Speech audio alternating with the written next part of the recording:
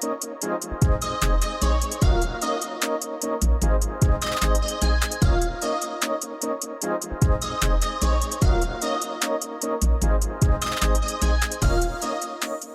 guys, I'm Jerry Miculek. And I'm Julie Golob. In this GUNSMARTS video, we're going to be talking about different skills that will be very good for you to learn when you're getting ready to compete in your first shooting sport, a sanctioned match. Jerry, what do you think about that? Well, that's very important, sanctioned matches. And what that means to you as a competitor, everything's on a level playing field, the power factor of the ammunition, the equipment you're going to encounter. But for me, what I really enjoy about a sanctioned match is the safety aspect of it. Yes, absolutely. You're going to have a very specific set of rules that you'll need to follow. It's a good idea to check out what those rules are before you go to the range. So it's not like just head into the local range, having a friendly competition that's, you know, just something that you would do with friends. This is something that's actually sanctioned. And one of the most important components is the safety factor that you mentioned and a safety area. Do you want to talk about that a little bit? Well, every match will have a safety area. So what that means as a competitor, I'm allowed to put my equipment on but never handle my firearm unless I'm under the supervision of an RO, which is a safety officer, getting ready to shoot, or going to a safety area. So once I enter the safety area, I cannot handle any ammunition. Correct. No ammunition. I can only handle my pistol, and it can only be facing in the safe direction. These are always set up into a berm to where when you do take the gun out of the bag, you're facing in a safe direction, and you can host, of course, facing downrange. Yes. And host of the firearm. Yeah, so look for these at a local match. This is where you can handle your firearm, no ammunition, and learn other safety rules. In the next chapter, we'll talk about range commands and all that good stuff. All the range commands that you might encounter. All right, Jerry, let's talk about start positions and commands that you'll receive from your range officer. Definitely, let's do it, So whenever you walk up to the range, you'll have a range officer. I will serve in that position today. You range officer. Jerry, you will be the competitor. I'm the competitor. Very nice. All right. And you'll be given a series of commands. It is very important that you do not handle your firearm until the range officer, moi, says that it's okay to do so. So in this case, you'll walk up to the line and I'll ask, sir, do you understand the course of fire? Yes. If so, you may load and make ready. At this point, Jerry's going to handle his firearm. If he wants to check his dot to make sure it's got the right brightness, he may dry fire a little bit. Then he's going to load his pistol, chamber around, and holster. Very important that you only do this when the range officer says that it's okay to load and make ready. The next series of commands are you ready, stand by, and you'll be given the start command. And there's several different positions that you may be given as your start position. Popular, hands at side, wrists above shoulder, or maybe even at the low ready with the gun in hand. So whatever the course of fire dictates, that's the start position that the shooter will assume. In this case, we'll assume hands at sides. Okay. Yep. All right, let's do that one. Then I will say, are you ready, stand by, and give the buzzer. At that point, Jerry's going to shoot 5 shots into the steel target, and that'll be that. So. And I, as a competitor, can stop the sequence at any time. At any time. If I'm not truly ready. She says stand by, I'll go no, give me a second. And she'll start the countdown. You get a couple of starts like that, and then you have to either leave the box or shoot. Yep, exactly. All right, here we go. All right. All right, you ready, Jerry? I'm ready. Are you ready? Stand by. Beautiful. At this point, I'm going to say, if you are finished, unload and show clear. Jerry's going to take out the magazine, eject the round, let it fall to the ground. He's going to check. I'm going to check. Very good. I'm going to pull the trigger and holster. The range is clear. Now, it's very, very important that you understand that this unload, show clear process is not a race. Not a race. Never saw a trophy issued for how fast you get back to the holster. Never. One thing, even though I did show the RO what I thought was an empty chamber, and she said, yes, it was empty. If I snap it out or drop the hammer and it goes off, that's a safety violation and I'm gone for the day. Yeah. So another thing I'll show you as a competitor is never put a fired magazine that you just used back on your belt. You know what happens there. That's a good trick. Always put it back in your pocket so you don't start the next stage with a half-used magazine or whatever. So, exactly. Anyway. And the other thing, you know, the unload, show clear process should be very deliberate. You don't want to showboat.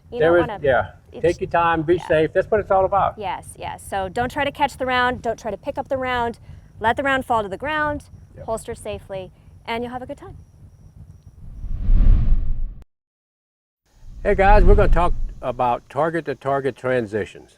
It's huge in our game because there's always multiple target scenarios, and we see this all the time. So I'm going to give you a brief couple of pointers. Yeah. This is a huge topic. We're going to make probably the most two important parts here of the whole performance. And one is vision technique, and the other one is bringing your body with you. And Julie volunteered to demo this for us. So it's pretty basic, but you can take this to the advanced level. And always, anytime you go out and practice, you always want to strive to go a little faster. Yes. So Julie's going to demonstrate, and she's going to address herself to the first target on the left. And go ahead and take a sight picture. And what's going to be critical for her is when she goes to the target on her right, she's going to engage left and then right, is that when she goes to the right target, go ahead and swap, that she brings her body like a turret to the next target. What you want to try to avoid is just bringing the gun and not you to the next target. And what happens, the gun leaves the alignment to the shooting eye, and you're not in line with the gun to the target. Oh, that makes sense. I mean, you've done that a million times. Yeah. And it's something you have to learn. Always bring your body with you. And after she shoots the first target, say Julie's on the first target and she's satisfied the course requirement, second shot, her eyes are instantly going to go to the second target, and then the gun is going to follow. Pretty simple, but you can take this to the next level. What you want to try to avoid is to dip the gun or come high with it or anything other than straight to the next target. So your eyes lead and the gun follows, and you stay prepped on the trigger, come in, make the shot, Pretty straightforward. You want to demo it a couple times? Sure, I'd love to. All right, go ahead, I'll give you the load command. Load and make ready. And I'll let you run it at your own pace, but if you watch her body and the way she addresses the targets, all right, Julie, go ahead and give us a run.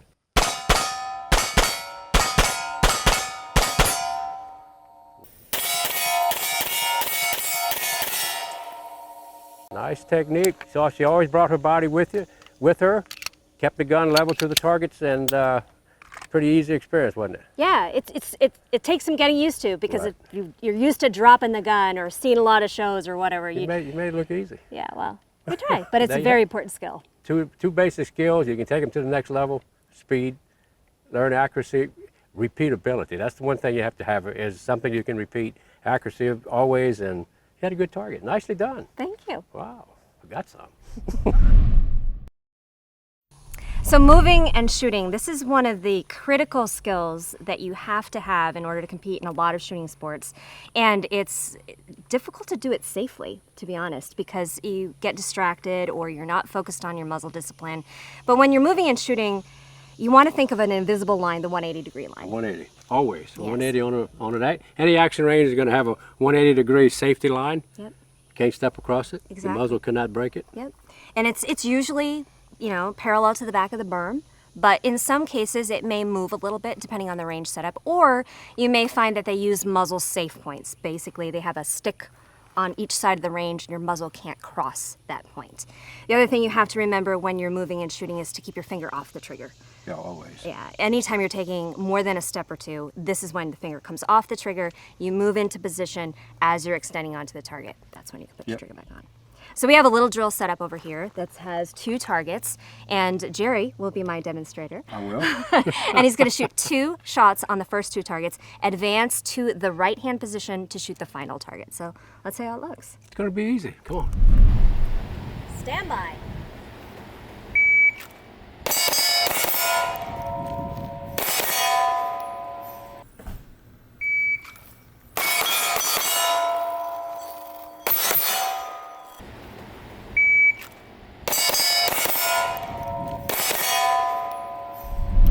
Great run. Thank you. Excellent job there. Now let's talk a little bit about reloads. Reloads on the run bring into another set of safety items. Yes. One is you always want to be aware of the end of the muzzle. Yes. So if I'm running along the 180, I have to really pay attention when I do my load. Yep. Not to break the 180. Just take your time, keep it pointed downrange, make the load safely. If you need to drop the slide, do that. When the gun is back on target, mount the trigger, make the shot, move on to the next target. Take your finger out of the trigger guard, and so on. Just take your time. You don't have to rush to have a good score. No. Smooth always wins. Smooth always wins. And here's the thing. If you're uncomfortable with moving and shooting, be extremely deliberate. You can keep the gun pointed exactly downrange and move your body whichever way you need to. And then when you feel more comfortable, you can move a little bit more so that you can, make the most of your movement and move smoothly into positions. But there's no rush when you're first starting out. Smooth is fast, always safe. You have a good day on the range. There you go. Okay, we're on our final segment. It's working out of the holster. We have Julie here, and she's going to be my demonstrator. And she has her M&P pistol there, ready to go. Let me show it clear for you. All right, you clear? All All right. This is a very large topic. We're going to try to break it down into some small segments for you. This is easily practiced at home, dry firing. So try to take some tips from this and get a lot of dry fire practice. You're going to see this at every competition. So, all right. 2 ways to actually grab a gun out of the holster. We're going to start by the hands naturally at your side, and on the timer, I'm going to say go, and she's going to go for the pistol. There's 2 ways of actually grabbing the handgun in the holster. You can scoop it from the bottom in one sweep. That I find is spectacular if you practice, and you practice. I hardly do that. I like to show the other technique where you come into the holster and you thrust down on it. You want the back of your hand as high as you can on the frame, and that gives Julie a good recognition of where she is exactly on the pistol. And so one thing you want to notice too, when she goes for the pistol, both arms are going to move at the same time, both hands. This hand is in the center of her body, waiting to receive the pistol, and you notice how it's open. You want that hand to be open because when she comes into the center of her body, this comes right up under the trigger guard. That support hand comes right up under the trigger guard, just like a knife blade. And when she feels that location match, then she'll go into a grasping position and then make final. You notice also, she's at the point to where this muzzle is parallel to the target zone on the berm, and she can go ahead and put her finger in the trigger guard here. It's totally safe to do that. And as she progresses into the target zone, you can start your trigger prep, and when it stops, you make the shot. You want to take it up at speed one time? Sure. Go ahead, show it. And it's very important to keep that left hand center of your body away from where the muzzle. You never want to sweep your support hand with the end of the pistol. Beautiful, right in the form, good deal. You've done that before. A couple of times. Beautiful. Just a couple. Yeah. So guys, it's just that simple. Yeah, it's really simple. Just keep that finger out of the trigger guard is very important. Let's talk about reholstering too, because this is an area that is really deserves attention. I don't know if you noticed, but she had a different technique. Go ahead and show us in slow how you do that. You notice the thumb is on the back of the slide, and that's the same way I holster after I do a load. And what that does, it makes that frame and slide assembly all in the same location, so when you're fully seated in the holster, you're not deactivating the slide. But it also makes you think about when you go back for the holster, this thumb out also makes this trigger finger want to be out of the trigger guard, because this is not a natural firing position. It breaks that into a reholstering position. You'd have to agree with that? Absolutely, yeah. So, and there's no race. I haven't had a trophy yet. Been Not doing this for from this one 45 either. years. Never had a trophy for being fastest to the holster. So Yeah. always want to be safe, have a good time on the range. And gun handling skills can be built. In dry fire. There In you dry have it. fire. So we've talked about moving, we've talked about reloads, we've talked about draws, we've talked about multiple shots on multiple targets. Yep. These are all really great skills to take with you and practice so that you're ready to go shoot your first match. Yeah. And when you do, it'll be great. You have an adrenaline rush and you want to go back. There you go.